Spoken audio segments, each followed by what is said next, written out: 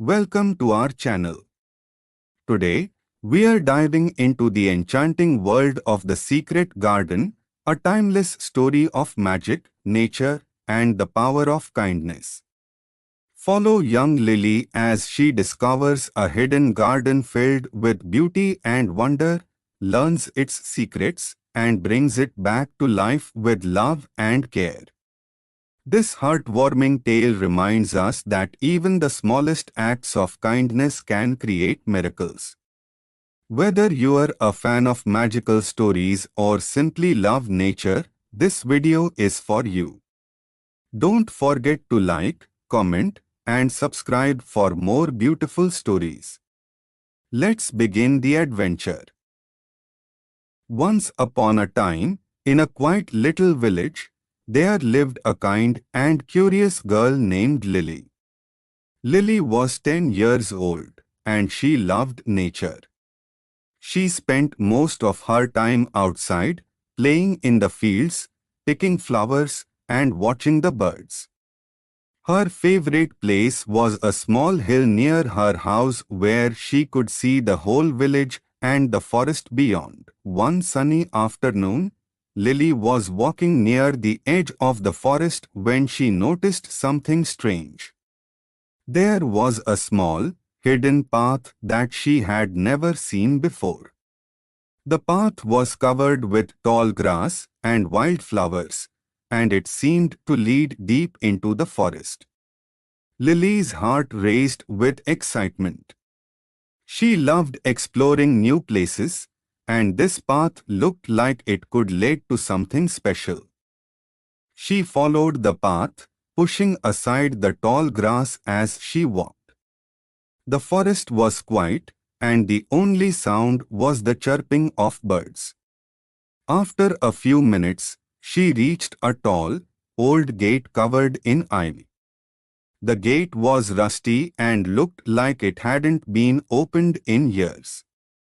Lily pushed it gently, and to her surprise, it creaked open. Behind the gate was the most beautiful garden Lily had ever seen. The garden was full of colorful flowers, tall trees, and sparkling fountains. Butterflies flew everywhere, and the air smelled sweet, like honey and roses. Lily felt like she had stepped into a fairy tale. The magical gardener.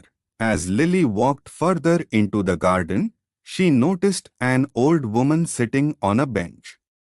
The woman had silver hair and was wearing a long, green dress. She was humming softly and tending to the flowers around her. "Hello," Lily said shyly. The old woman looked up and smiled. "Hello, dear. Welcome to my garden." "Your garden?" Lily asked. "It's so beautiful. How did you make it like this?" The old woman chuckled. "This is no ordinary garden, Lily. It's a magical garden. The flowers here never wither, and the trees always bear fruit. But the magic only works if someone takes care of it with love and kindness." Lily's eyes widened. "That's amazing. Can I help you take care of it?" The old woman smiled warmly. "I was hoping you'd ask. You see, I'm getting older, and I need someone to look after the garden when I'm gone. Would you like to be the new keeper of the garden?" Lily thought for a moment. She loved the garden already, but she wasn't sure if she could take on such a big responsibility. "I'm not sure if I can do it," she said. "What if I make a mistake?" The old woman patted Lily's hand. "Mistakes are part of learning, dear. The most important thing is to care for the garden with your heart. If you do that, the magic will always stay strong." Lily nodded. "Okay, I'll try my best." Learning the secrets of the garden, the old woman, whose name was Mrs. Willow, taught Lily everything she needed to know about the garden. She showed her how to water the flowers, prune the trees, and talk to the plants. Plants are like people, Mrs. Willow said. They need love and attention to grow. Lily loved spending time in the garden. She would wake up early every morning and go straight to the garden to check on the flowers. She sang to them, told them stories, and even danced around the fountains. The garden seemed to come alive with her presence. One day, Mrs. Willow gave Lily a special task. "There's a part of the garden that hasn't bloomed in years," she said. "It's called the Forgotten Corner. No matter what I do, the flowers there refuse to grow. Maybe you can help." Lily went to the Forgotten Corner and saw that it was dark and empty. The soil was dry, and there were no signs of life. She felt sad looking at it. Why won't anything grow here? She wondered. She decided to try something different. Instead of just watering the soil, she sat down and talked to the ground. "I know you're sad," she said. "But I'm here now, and I'll take care of you. Please grow, little flowers. I believe in you." Every day, Lily visited the Forgotten Corner and did the same thing. She talked to the soil, sang to it, and even brought it small gifts like shiny pebbles and feathers. Slowly, she started to notice changes. The soil became softer, and tiny green shoots began to appear. The miracle of the Forgotten Corner. One morning, Lily woke up to find the Forgotten Corner completely transformed. It was now filled with the most beautiful flowers she had ever seen. There were roses, lilies, daisies, and flowers she didn't even know the names of. The colors were so bright that they seemed to glow. Mrs. Willow came to see the miracle and smiled. "You did it, Lily. You brought the Forgotten Corner back to life." Lily felt proud but also curious. Why did it work when I talked to the soil? She asked. Mrs. Willow explained. The Forgotten Corner was sad because no one had shown it love in a long time. Your kindness and care brought back its magic. That's the power of love, Lily. It can heal even the saddest places. Lily realized that the garden wasn't just magical because of the flowers and trees. It was magical because of the love and care that went into it. Saying goodbye, as the days went by, Mrs. Willow grew weaker. One evening, she called Lily to her side. "My dear, it's time for me to go," she said. "But I'm not worried because I know the garden is in good hands. Remember, the magic of the garden comes from your heart. As long as you care for it, it will always be beautiful." Lily hugged Mrs. Willow tightly. "I'll miss you," she said. Mrs. Willow smiled. "I'll always be with you, Lily. Just look at the flowers, and you'll feel my love." The next morning, Mrs. Willow was gone. Lily felt sad, but she knew she had to be strong for the garden. She continued to take care of it every day, just as Mrs. Willow had taught her. The garden's gift. One day, as Lily was walking through the garden, she noticed something strange. One of the trees had started to grow golden fruit. She had never seen anything like it before. She picked one of the fruits and took a bite. It was the sweetest thing she had ever tasted. As she ate the fruit, she felt a warm, happy feeling spread through her body. She realized that the fruit was a gift from the garden, a way of saying thank you for all her hard work and love. From that day on, the garden became even more special to Lily. It wasn't just a place of beauty, it was a place of love, kindness, and magic. And Lily knew that as long as she cared for it, the garden would always be a part of her. The legacy of the garden, years passed, and Lily grew up. She became the keeper of the garden, just as Mrs. Willow had wanted. She taught other children in the village how to care for the garden, and it became a place of joy and wonder for everyone. The garden's magic spread throughout the village, bringing happiness and peace to all who visited. And every time Lily looked at the flowers, she remembered Mrs. Willow's words, "The magic comes from your heart." Hello everyone. Welcome back to our channel. Today, we are exploring the magical tree, a captivating story about courage, kindness, and wisdom. Join Sam, a brave young boy, as he embarks on an exciting adventure deep into the forest to find a mysterious treasure. Along the way, he faces challenges, helps others, and discovers the true magic of nature. This inspiring tale teaches us that the greatest treasures are often found within ourselves. If you love adventure and heartwarming stories, this one's for you. Don't forget to like, share, and subscribe for more magical tales. Let's begin the journey.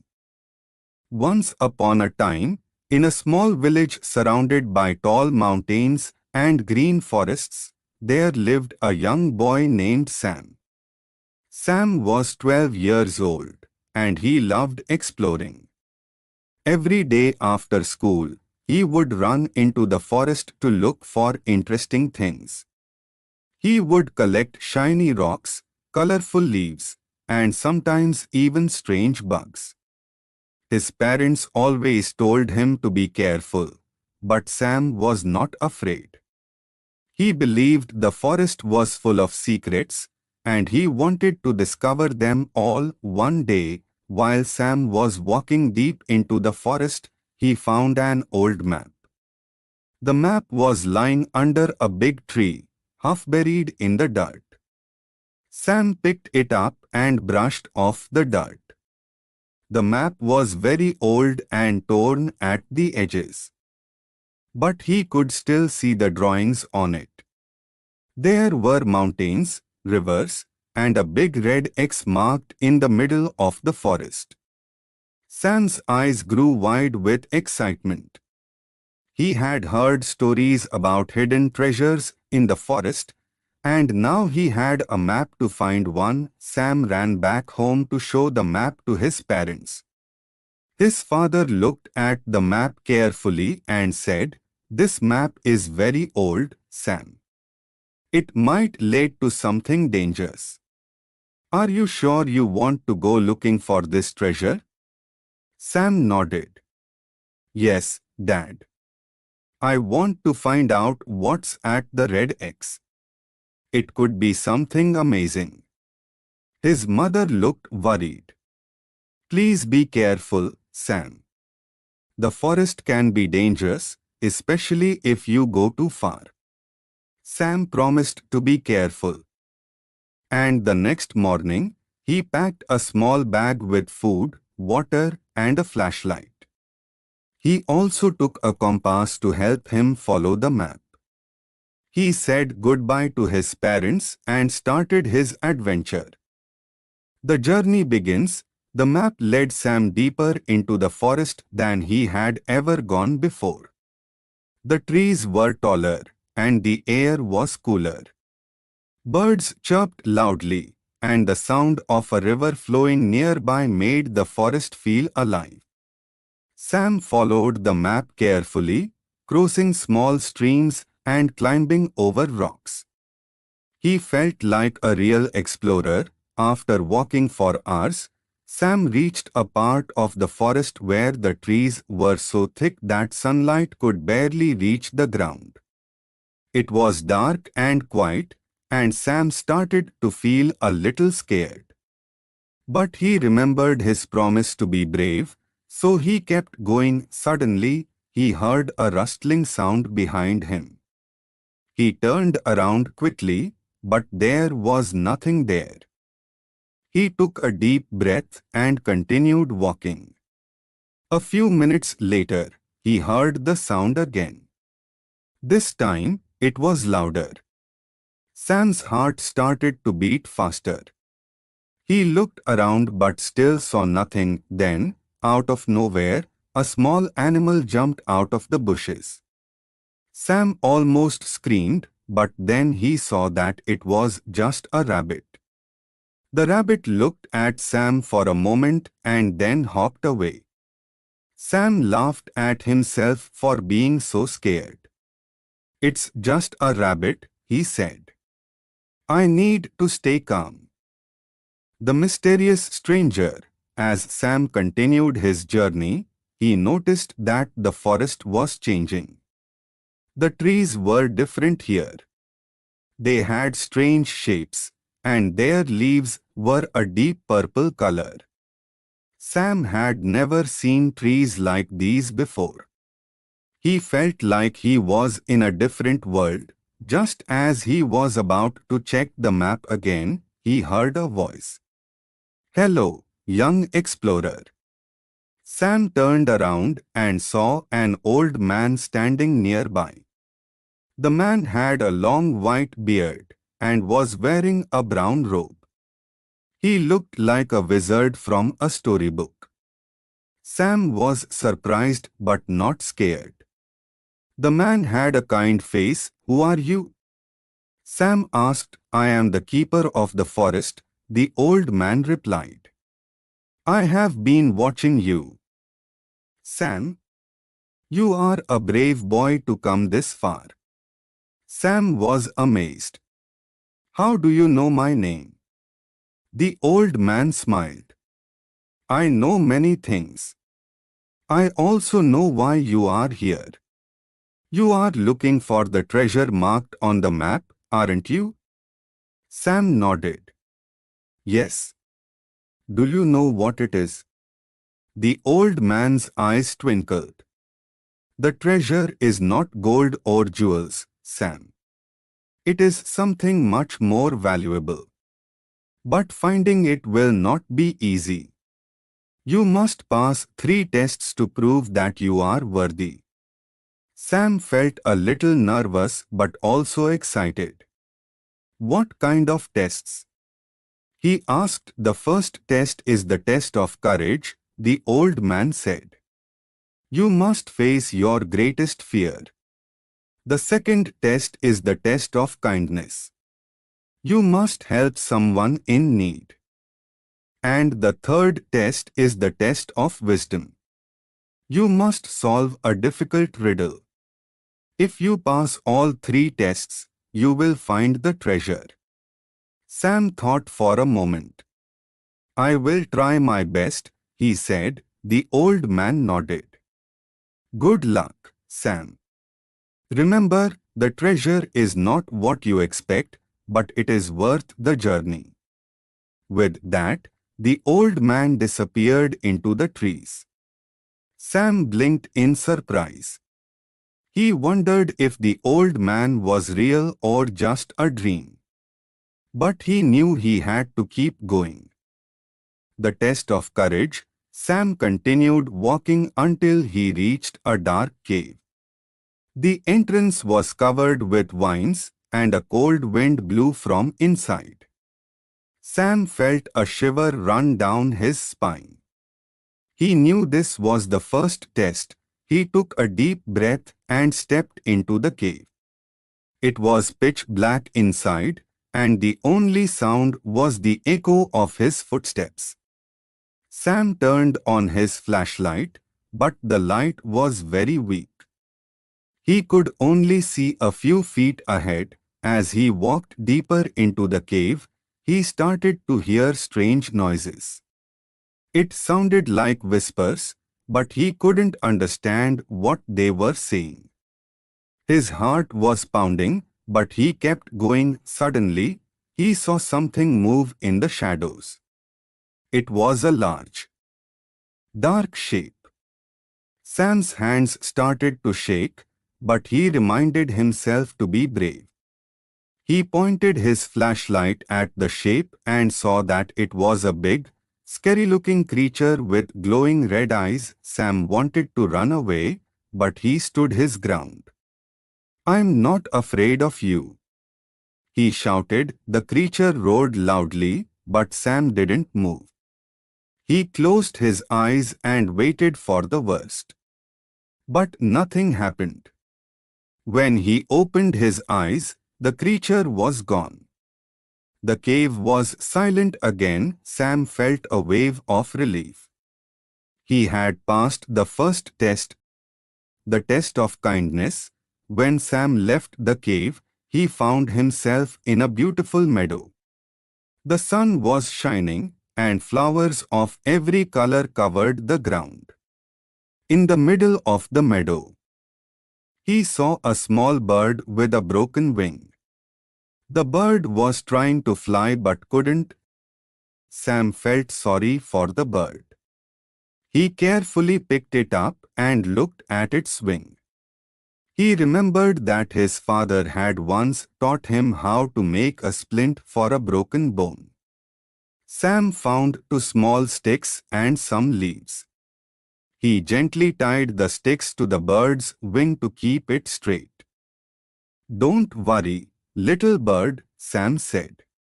"You'll be able to fly again soon." The bird chirped softly, as if to say thank you. Sam placed the bird on a soft patch of grass and gave it some water. He knew he couldn't stay long, so he said goodbye and continued his journey. As he walked away, he heard the sound of wings flapping. He turned around and saw the bird flying in the sky. Its wing was healed. Sam smiled. He had passed the second test, the test of wisdom. The final test was waiting for Sam at the edge of a deep river. There was no bridge, and the water was flowing fast. On the other side of the river, Sam could see a tall, glowing tree. He knew that was where the treasure was. But how could he cross the river? As he was thinking, a voice spoke to him. It was the old man again. "To cross the river, you must answer this riddle," the old man said. "What has keys but can't open locks?" Sam thought hard. He remembered playing with keys at home, but that didn't make sense. Then he thought about music. "A piano!" he shouted. "A piano has keys but can't open locks." The old man smiled. "You are correct, Sam. You may cross the river." Suddenly, a bridge made of light appeared over the river. Sam walked across it and reached the glowing tree. The treasure. When Sam reached the tree, he saw that it was covered in golden leaves. At the base of the tree, there was a small box. Sam opened it and found a seed inside. "This is the treasure?" Sam asked, feeling a little disappointed. The old man appeared again. "This is no ordinary seed, Sam.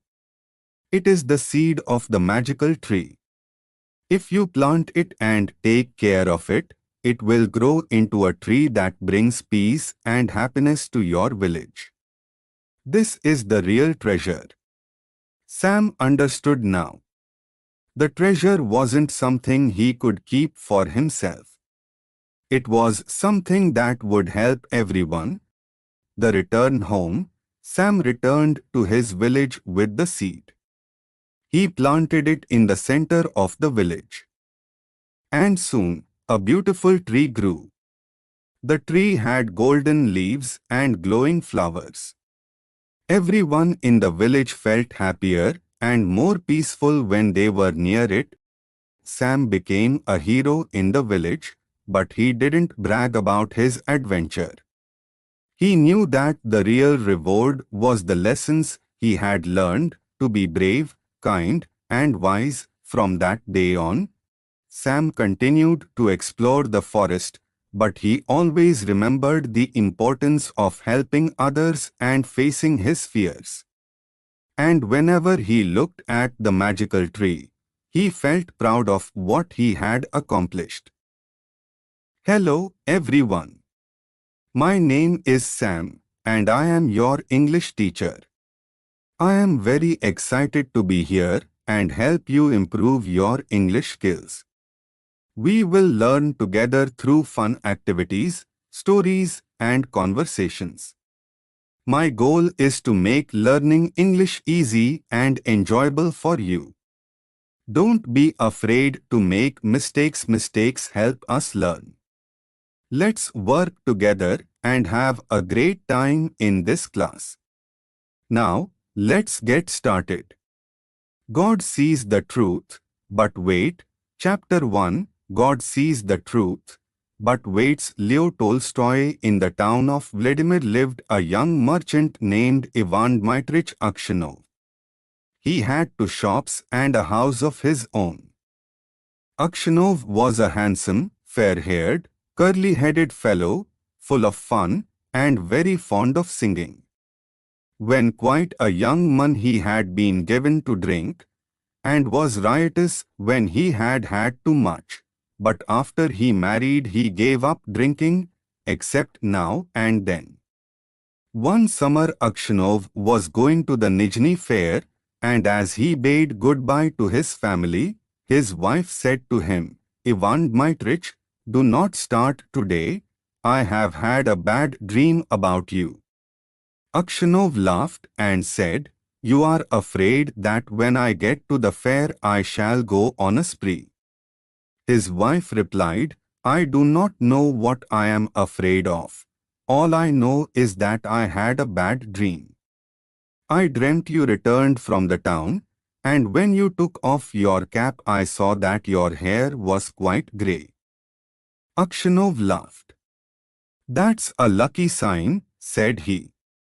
See if I don't sell out all my goods and bring you some presents from the fair. So he said goodbye to his family and drove away. When he had travelled halfway, he met a merchant whom he knew, and they put up at the same inn for the night. They had some tea together, and then went to bed in adjoining rooms.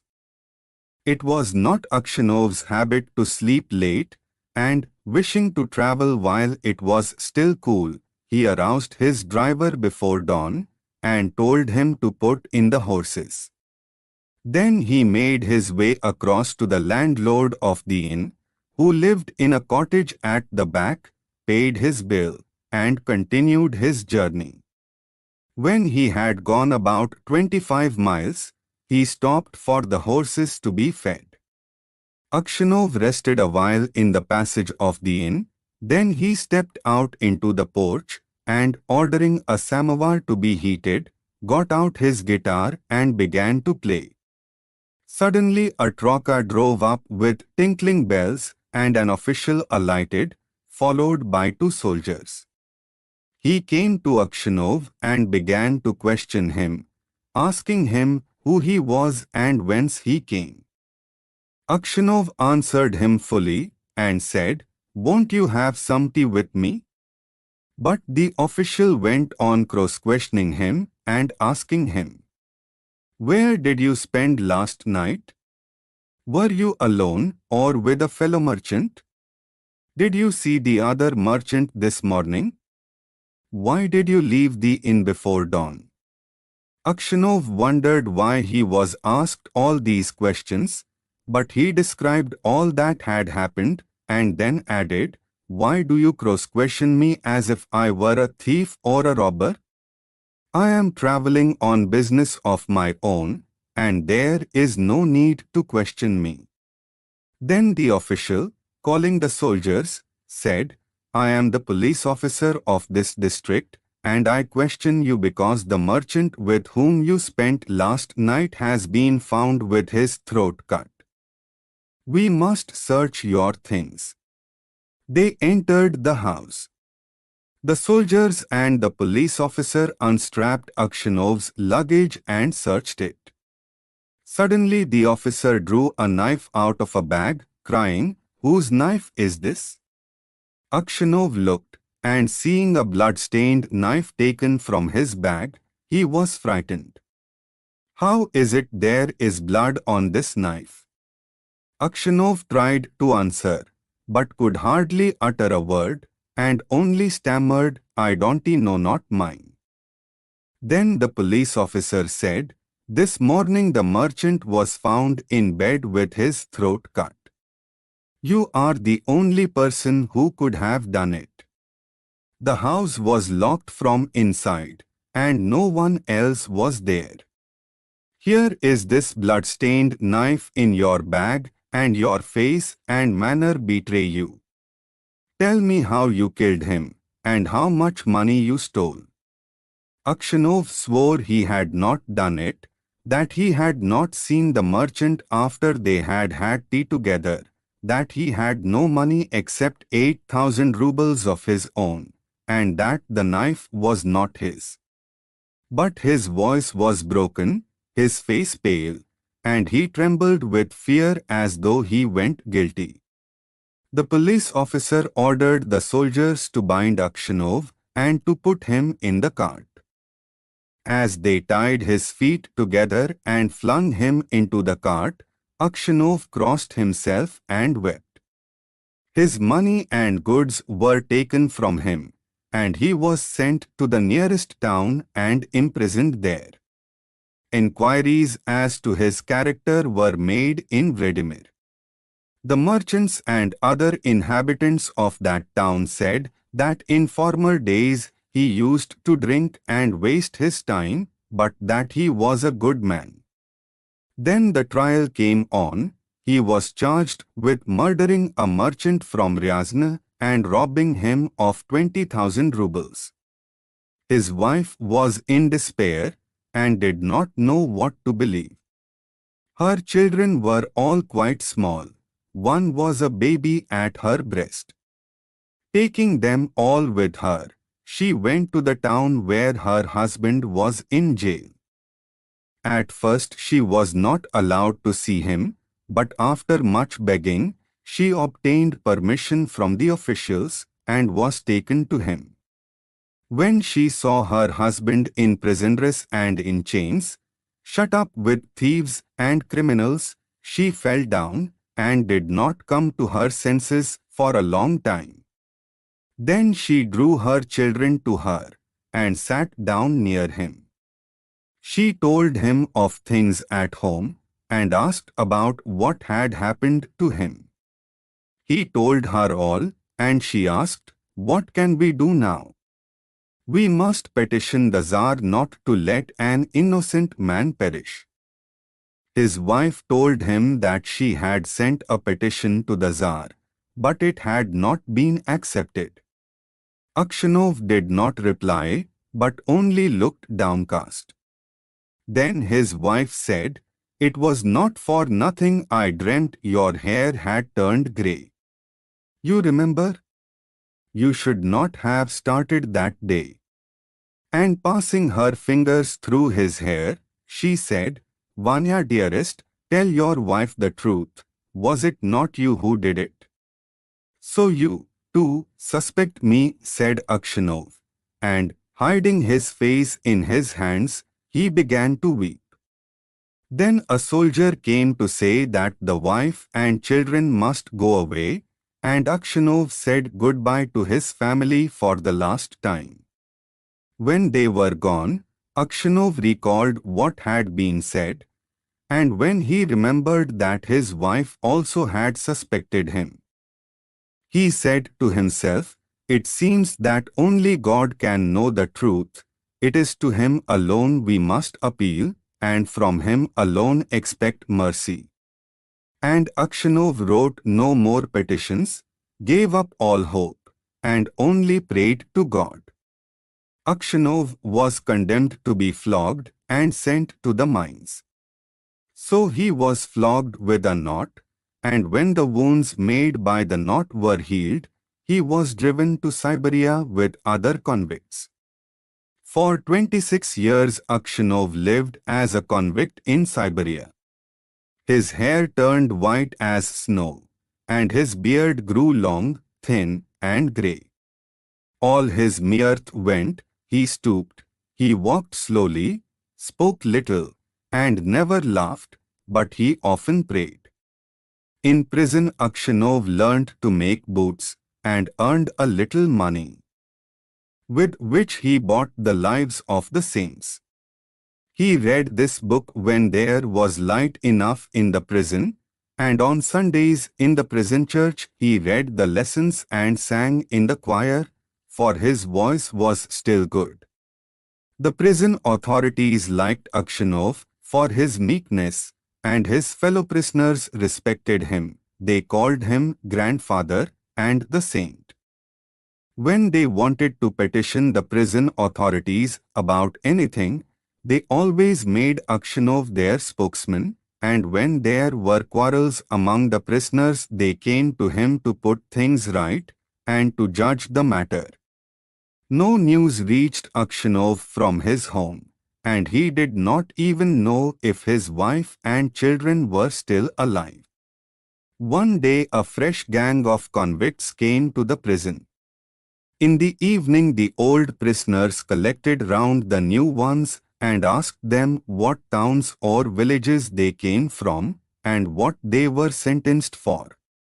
Among the rest Akshanov sat down near the newcomers and listened with downcast air to what was said. One of the new convicts, a tall, strong man of 60, with a closely cropped grey beard, was telling the others what he had been arrested for. "Well, friends," he said, "I only took a horse that was tied to a sledge, and I was arrested and accused of stealing. I said I had only taken it to get home quicker, and had then let it go. Besides, the driver was a personal friend of mine. So I said, 'It's all right.' 'No,' said they, 'you stole it.' But how or where I stole it they could not say. I once really did something wrong, and ought by rights to have come here long ago, but that time I was not found out. Now I have been sent here for nothing at all. But it's lies I'm telling you. I've been to Siberia before, but I did not stay long." "Where are you from?" asked someone. "From Vladimir. My family are of that town. My name is Makar, and they also call me Semyonich." Akshanov raised his head and said, "Tell me, Semyonich, do you know anything of the merchants Akshanov of Vladimir? Are they still alive?" "Know them?" "Of course I do. The Akshanovs are rich, though their father is in Siberia, a sinner like ourselves, it seems. As for you, Grandad, how did you come here?" Akshanov did not like to speak of his misfortune. He only sighed and said, "For my sins I have been in prison these 26 years." "What sins?" asked Makar Semyonich. But Akshanov only said, well, I must have deserved it." He would have said no more, but his companions told the newcomers how Akshanov came to be in Siberia, how someone had killed a merchant, and had put the knife among Akshanov's things, and Akshanov had been unjustly condemned. When Makar Semyonich heard this, he looked at Akshanov, slapped his own knee, and exclaimed, "Well, this is wonderful. Really wonderful. But how old you've grown, Grandad. The others asked him why he was so surprised and where he had seen Akshanov before, but Makar Semyonich did not reply. He only said, "It's wonderful that we should meet here, lads." These words made Akshanov wonder whether this man knew who had killed the merchant, so he said, "Perhaps, Semyonich, you have heard of that affair, or maybe you've seen me before?" "How could I help hearing? The world's full of rumors. But it's a long time ago, and I've forgotten what I heard." "Perhaps you heard who killed the merchant?" asked Akshanov. Makar Semyonich laughed and replied, "It must have been him in whose bag the knife was found.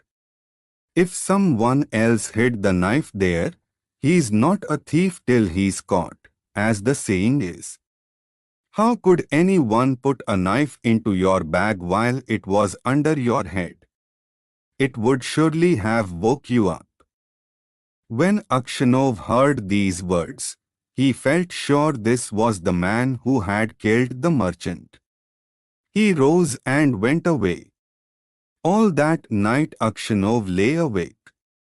He felt terribly unhappy, and all sorts of images rose in his mind. There was the image of his wife as she was when he parted from her to go to the fair. He saw her as if she were present, her face and her eyes rose before him, he heard her speak and laugh. Then he saw his children, quite little, as they were at that time, one with a little cloak on, another at his mother's breast.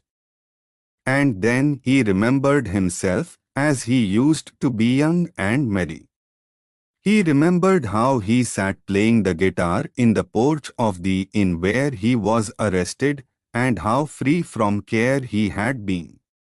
He saw, in his mind, the place where he was flogged, the executioner, and the people standing around, the chains, the convicts, all the 26 years of his prison life, and his premature old age. The thought of it all made him so wretched that he was ready to kill himself.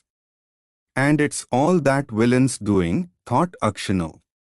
And his anger was so great against Makar Semyonich that he longed for vengeance, even if he himself should perish for it. He kept repeating prayers all night, but could get no peace.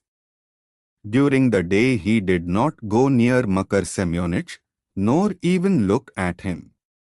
A fortnight passed in this way.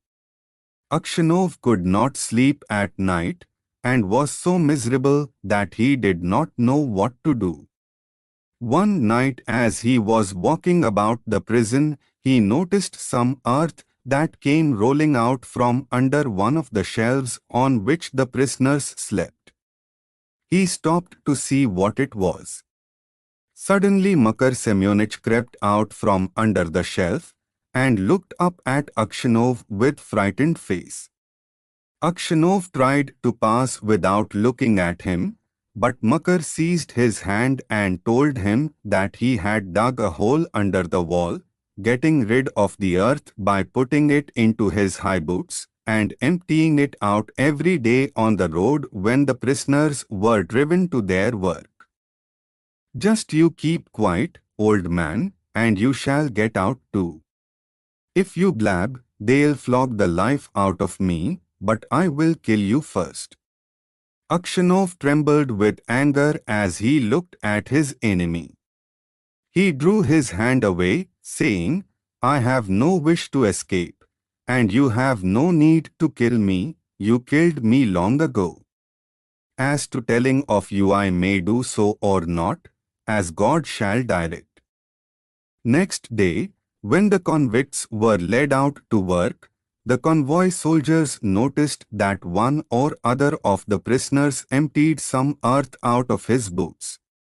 The prison was searched and the tunnel found. The governor came and questioned all the prisoners, to find out who had dug the hole. They all denied any knowledge of it. Those who knew would not betray Makar Semyonich, knowing he would be flogged almost to death. At last the governor turned to Akshanov, whom he knew to be a just man, and said, "You are a truthful old man. Tell me, before God, who dug the hole."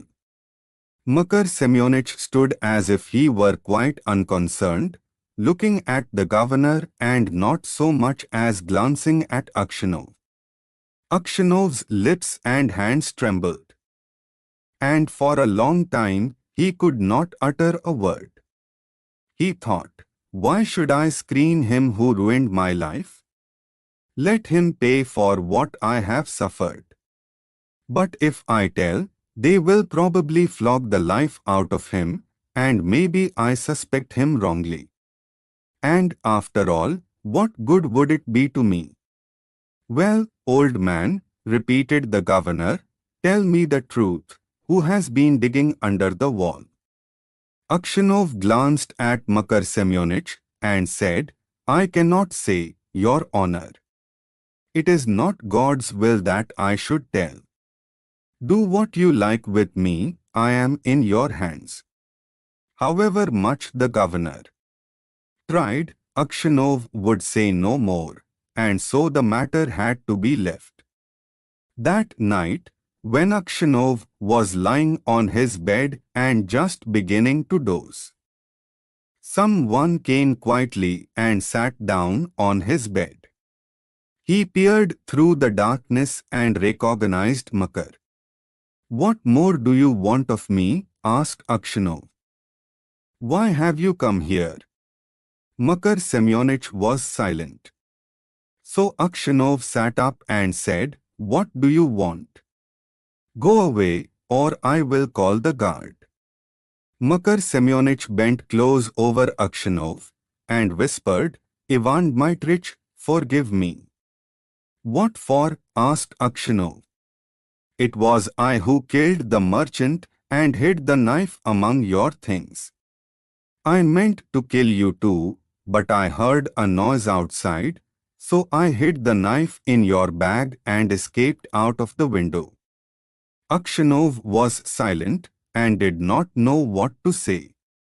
Makar Semyonich slid off the bed shelf and knelt upon the ground. "Ivan Dmitrich," said he, "forgive me. For the love of God, forgive me. I will confess that it was I who killed the merchant, and you will be released and can go to your home." "It is easy for you to talk," said Akshanov, "but I have suffered for you these 26 years. Where could I go to now? My wife is dead, and my children have forgotten me. I have nowhere to go." Makar Semyonich did not rise, but beat his head on the floor. "Ivan Dmitrich, forgive me," he cried. "When they flogged me with the knot, it was not so hard to bear as it is to see you now, yet you had pity on me and did not tell. For Christ's sake forgive me, wretch that I am." And he began to sob. When Akshanov heard him sobbing, he, too, began to weep. "God will forgive you," said he. "Maybe I am 100 times worse than you." And at these words his heart grew light, and the longing for home left him. He no longer had any desire to leave the prison, but only hoped for his last hour to come. In spite of what Akshanov had said, Makar Semyonich confessed his guilt. But when the order for his release came, Akshanov was already dead. Hello, my name is Sam. I am from Italy. I live in a small town called Varuna, but I have a dream. I want to study in London. London is a big city in England. It has many famous places like the Big Ben, the London Eye, and Buckingham Palace. I want to see these places. I also want to learn English better. I think London is the best place for that. Verona is a quiet place with beautiful old buildings and friendly people. I have lived here all my life. I go to school every day. I like to play soccer with my friends. I also like to read books and watch movies. Every day I think about London. I imagine myself walking on its streets, visiting museums and going to a big school. I feel excited when I think about it. But there is a problem. My parents are worried about my dream. One evening I sit with my parents in the living room. I say, Mom, Dad, I want to talk to you. They look at me and say, What is it, Sam? I take a deep breath and say, I want to study in London. I want to go there next year. My mom looks surprised. She says, But Sam, London is very far. It is a big city. It can be dangerous. My dad nods and says, Yes, Sam, we worry about you. You are safe here in Verona. I understand their worries. London is far from home. It is a big change. But I feel ready. I say, I know it is far. But I am careful. I want to learn. I want to see the world. My parents look at each other. They are silent for a moment.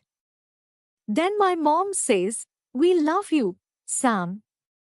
We want you to be safe. But we also want you to be happy. My dad adds, We need to think about this.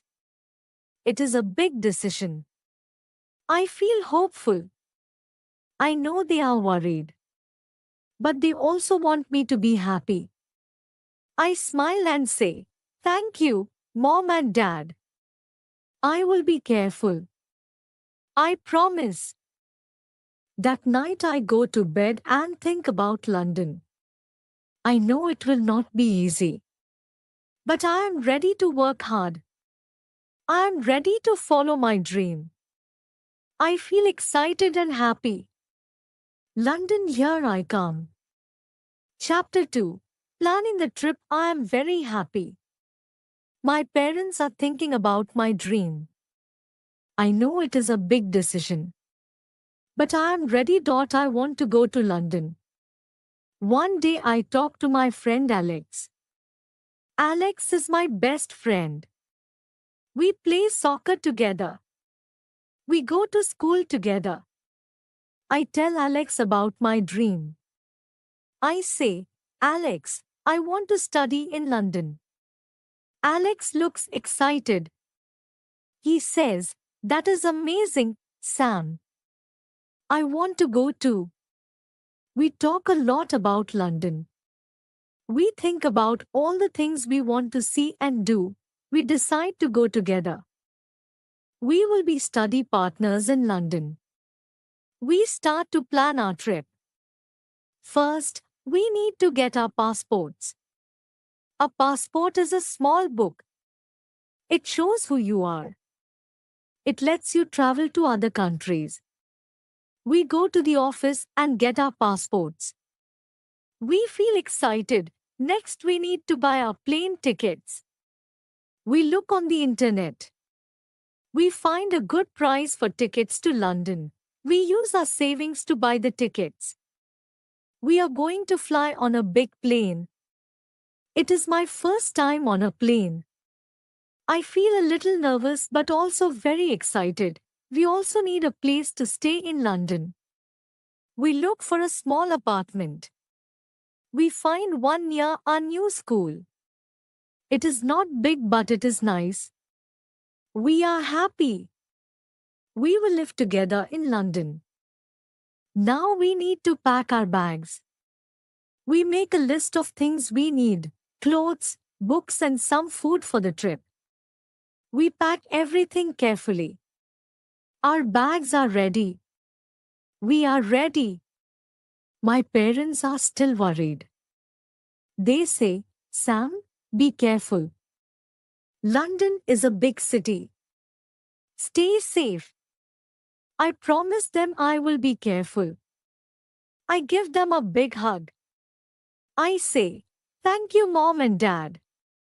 I will call you every day. Alex and I are very excited. We talk about a new life in London. We talk about a new school.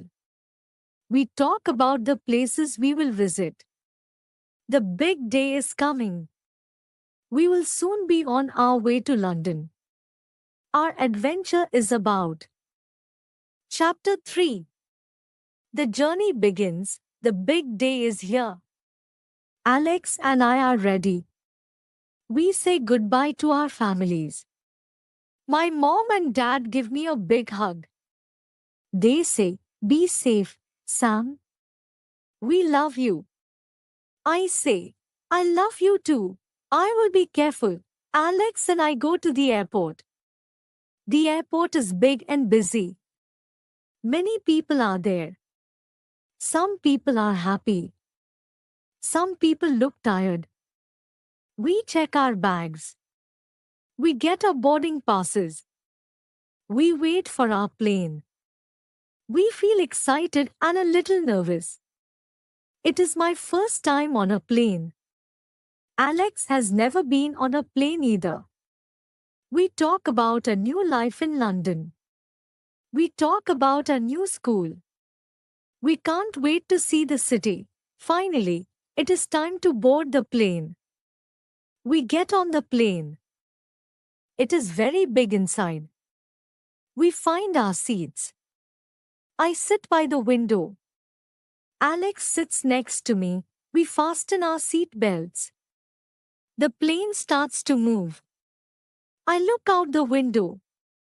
The plane goes faster and faster. Then, we are in the air. I see the ground getting smaller and smaller. We are flying. It is amazing. I feel happy. Alex looks happy too. The flight is long. We talk, read books, and watch movies. We also sleep for a while.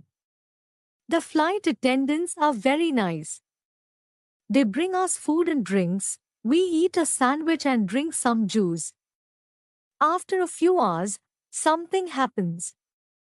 The plane starts to shake. It is turbulence. I feel scared. Alex feels scared too. But we stay calm. We hold hands. The turbulence stops. We feel safe again. We look out the window. We see the clouds. We see the blue sky. It is beautiful. We feel excited again. We are getting closer to London. Finally, the plane starts to go down. We are landing. I see the city below. It is big and full of lights. We are in London. The plane lands smoothly. We get off the plane. We are very happy. We get our bags and go through customs. The officer checks our passports. Everything is fine. We are in London. Our adventure has begun. We can't wait to explore the city and start our new life. Chapter 4 First Adventure. We are in London. Alex and I feel very excited.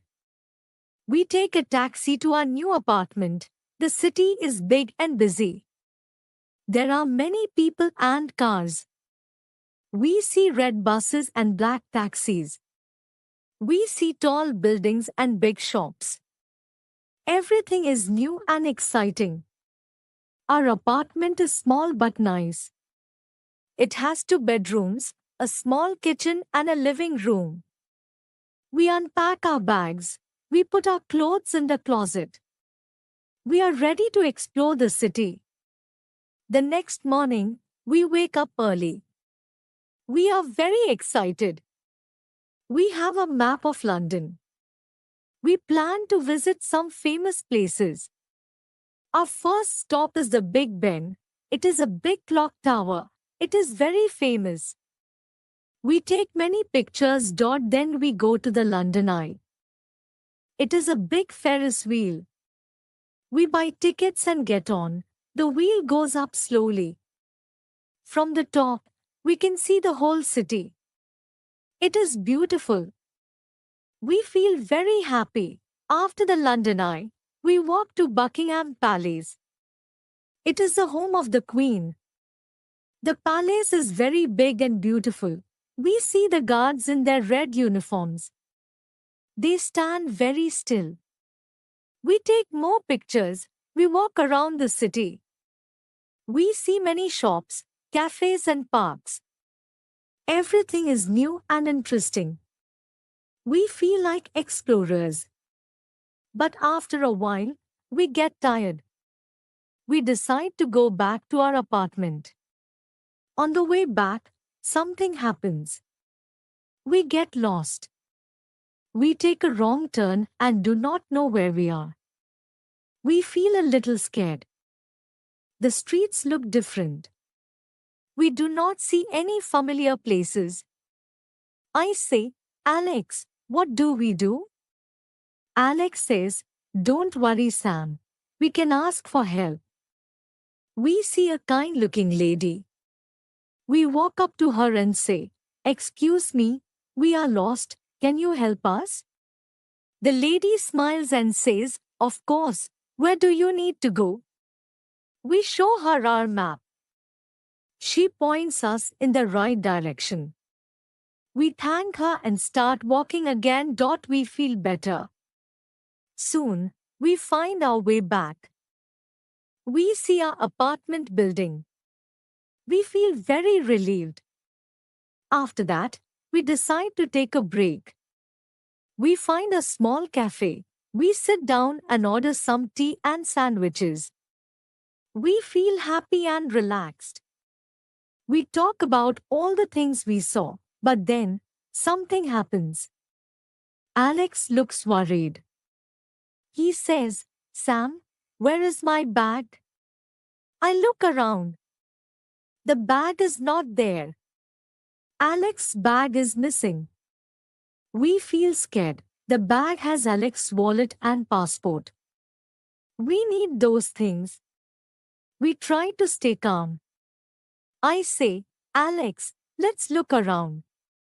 Maybe we left it somewhere. We look around the cafe. We ask the staff. But no one has seen the bag. We feel more scared. We decide to go back to the museum. Maybe we left the bag there. We walk quickly. We feel very worried. When we get to the museum, we ask the staff. They say they have not seen the bag. We look around, but it is not there. Alex looks very sad. He says, Sam, what do we do? My passport is in the bag. I need it. I feel worried too. But I try to stay calm. I say, Alex, we will go to the police. They can help us. We find a police station. We tell the police officer about the bag. He is very kind. He says, don't worry. We will try to find it, but it may take some time. He takes our information and gives us a number to call. We leave the police station. We feel a little better but still worried. Alex says, Sam, I feel so bad. I lost my bag. I say, it's okay, Alex. We will find a way. Let's go back to the apartment and think. We go back to our apartment. We sit down and talk. We make a plan. We will call the police every day to check. We will also be more careful with our things. We know it will be hard, but we will try our best. That night, we feel tired and worried. But we also feel a little stronger. We know that problems can happen. We know we can face them together. London is a big city with many surprises. We are ready for the challenges. Chapter 5: The Accident. The next day, Alex and I feel a bit better. We still worry about the lost bag.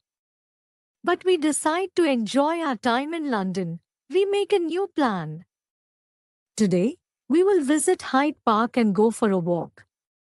Hyde Park is very big and beautiful. There are many trees, flowers, and a big lake.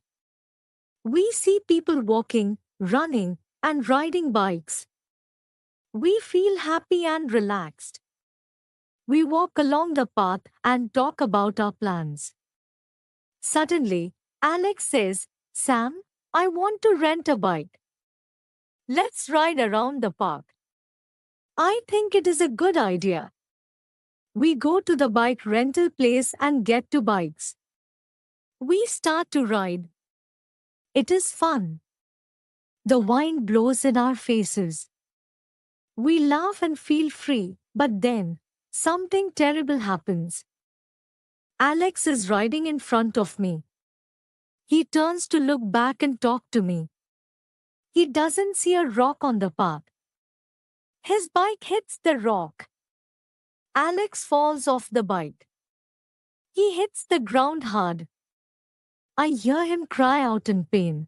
I stop my bike quickly and run to Alex. He is on the ground holding his leg. He looks very hurt. I feel very scared. I say, "Alex, are you okay?" He says, "No, my leg hurts a lot. I can't move." I see people around us. They look worried. One person calls an ambulance. Another person helps me keep Alex calm. The ambulance arrives quickly. The paramedics are very kind. They check Alex and say, "We need to take him to the hospital." I go with Alex in the ambulance. I hold his hand. He is in a lot of pain. I feel very scared and worried. The ambulance goes fast. We reach the hospital. The doctors take Alex inside. They say, "Please wait here. We will take care of him." I wait in the waiting room. I feel very nervous. I don't know what will happen. I hope Alex will be okay. I call his parents and tell them what happened. They are very worried. I promise to stay with Alex and take care of him. After some time, a doctor comes to talk to me. He says, "Alex has a broken leg. He needs surgery. He will be okay, but he needs to stay in the hospital for a week." I feel a little better. At least Alex will be okay. I go to see Alex. He looks tired and in pain, but he smiles when he sees me. I say, "Alex, you are very brave. You will be okay." He says, "Thank you, Sam. I am glad you are here." For the next week, I visit Alex every day. I bring him books and food. I sit with him and talk to him.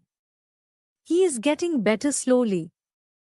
The doctors and nurses are very kind. They take good care of him. Finally, after a week, Alex is ready to leave the hospital. He has a cast on his leg and needs crutches to walk, but he feels much better. We go back to our apartment. We are both very tired, but happy to be together again. Alex and I are back at our apartment. Alex has a cast on his leg and uses crutches to walk. He needs to rest and heal. I help him as much as I can. I cook food, clean the apartment, and help him move around. One day, Alex has a doctor's appointment. We go to the hospital. The doctor checks his leg and says, "Alex, you are healing well, but you need more rest.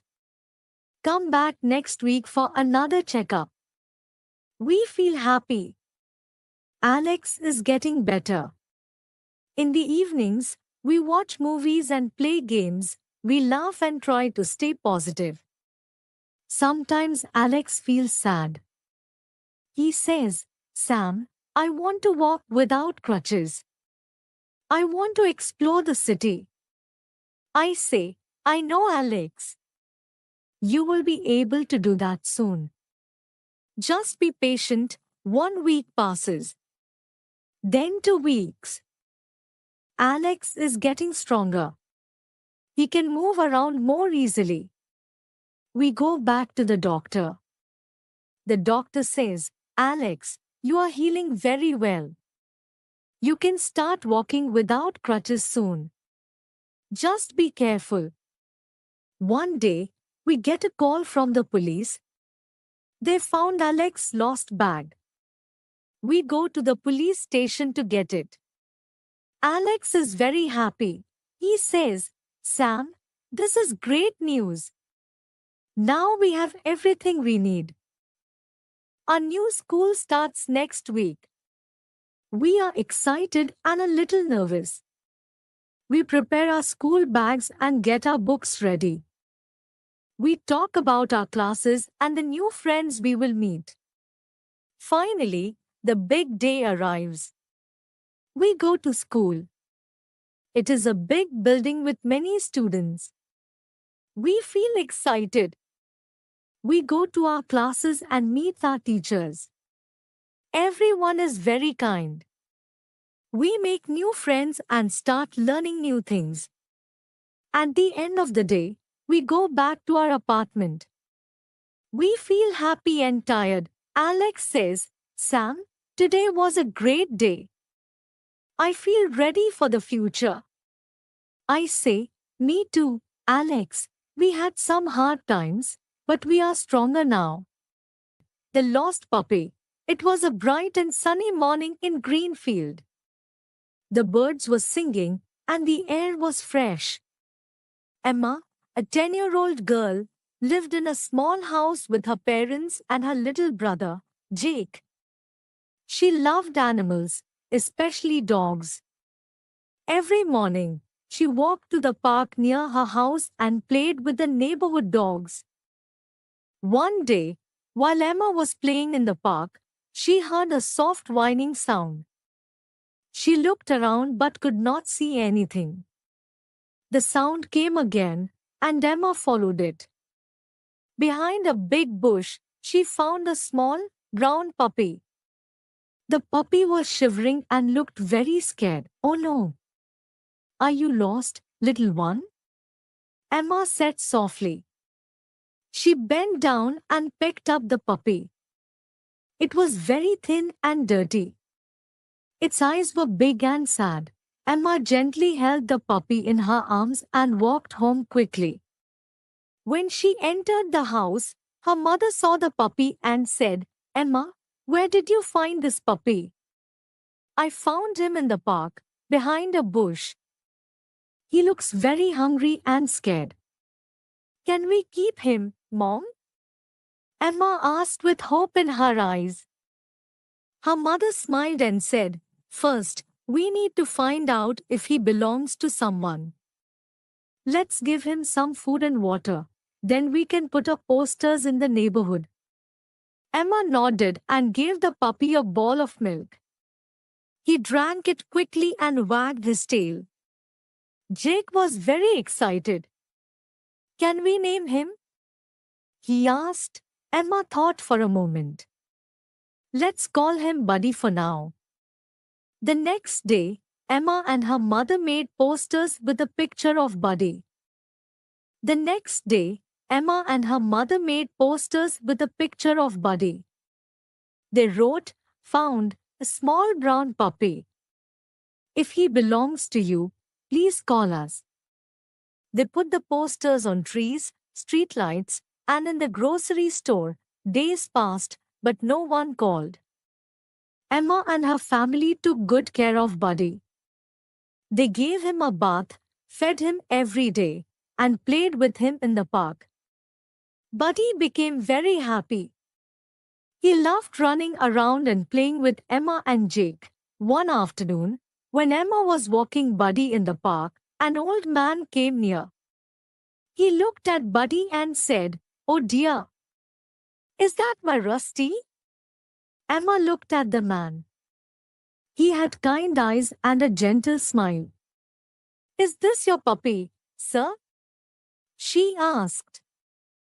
"Yes. He ran away last week during a storm. I have been looking for him everywhere," the man said with a sad voice. Emma felt both happy and sad. She loved Buddy, but she knew he belonged to someone else. "His name is Buddy now. We took care of him," Emma said. The old man patted Buddy's head. "Thank you, dear. You are very kind. But Buddy looks very happy with you. Would you like to keep him?" Emma's eyes widened. "Really? But he is your dog." The man smiled. "I am too old to take care of him. I just wanted to know he was safe. You have given him love. He belongs with you." Emma hugged Buddy tightly. "Thank you so much," she said with joy. From that day on, Buddy became a part of Emma's family. He was no longer lost. He had a home filled with love and happiness.